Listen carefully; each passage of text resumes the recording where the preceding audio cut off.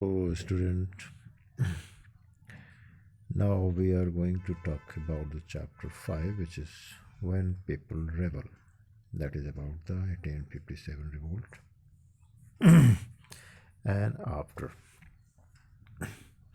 Policies and the people. कहते हैं कि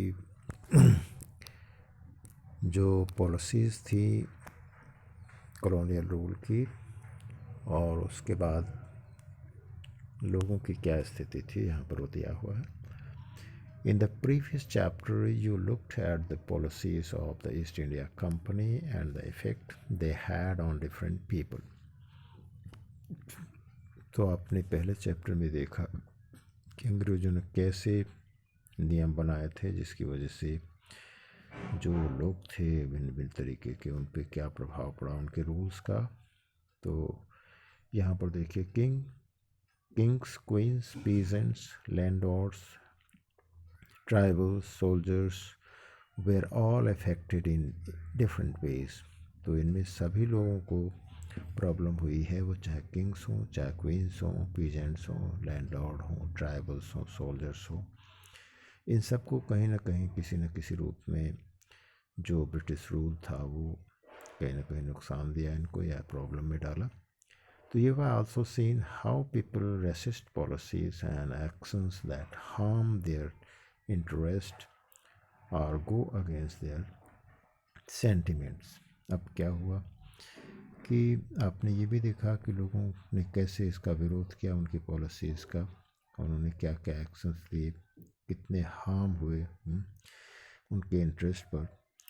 तो इस वजह से उन्होंने अपने सेंटिमेंट्स को खोया और बाद में एक बहुत भयानक रूप में जो रेवोल्यूशन आया तो 1857 के रिवोल्ट के रूप में आया.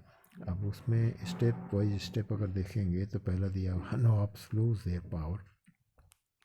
तो पहली स्थिति आई थी जो नवाब्स थे, क्योंकि आपको मालूम है कि पहले मुग़ल पीरियड था हमारे देश में. तो मुग़ल में जो नवाब्स थे उनकी पावर कहीं ना कहीं जो ब्रिटिश रूलर्स थे उन्होंने जब रूल्स बनाए तो उनकी वजह से उनकी पावर कम हुई या बहुत ने पावर अपनी खो दी. Since the mid 18th century, Nawabs and Rajas had been their power eroded. क्या हुआ, उनकी पावर कहीं ना कहीं जो है 18 तक जो है मिड 18 तक ख़त्म हो चुकी थी. क्यों? They had gradually lost their authority and all, है ना. धीरे धीरे करके उनकी जो अथॉरिटी थी, जो अधिकार थे और जो सम्मान था वो धीरे धीरे जाने लगा. Resistant had been stationed in many courts. The freedom of the rulers reduced. क्या हुआ, बहुत जगह विरोध हुआ. बहुत से कोर्ट्स में बहुत से जो है जो उनके दरबार थे वहाँ पर उसका बहुत विरोध हुआ है. और जो रूलर थे उनकी फ्रीडम को भी कहीं ना कहीं कम किया गया, उनके अधिकारों को कम किया गया. Their armed forces disband.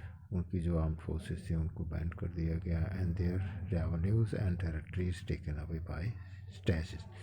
तो उनका जो रेवेन्यू था, उनका जो पैसा था और जो उनकी टेरिटरी थी यानी जो क्षेत्र था, जो एरिया था, उसको धीरे धीरे करके स्टेज बाय स्टेज जो है ले लिया गया उनके द्वारा. ठीक है. तो ब्रिटिश ने ऐसे ऐसे रूल बना करके इनकी जो टेरिटरीज़ थी और जो इनका रेवेन्यू था उसको धीरे धीरे करके ले लिया.